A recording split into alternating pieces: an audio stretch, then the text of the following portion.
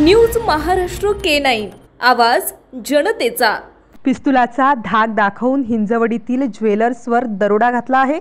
ही संपूर्ण घटना सीसीटीव्ही कॅमेऱ्यात कैद झाली असून त्या अनुषंगाने पोलिसांनी तपास सुरू केला आहे।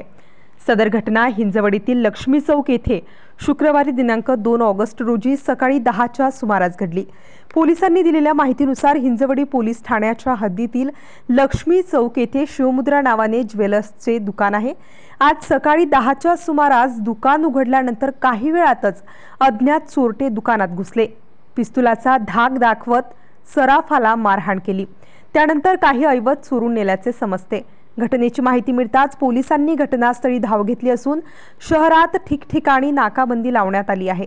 दरम्यान अत्यंत वर्दळीच्या आणि वाहतूक कोंडीने दिवसभर व्यस्त असलेल्या लक्ष्मी चौकात भर दिवसा सशस्त्र दरोडा पडल्याने IT पार्क परिसरात आश्चर्य व्यक्त होत आहे।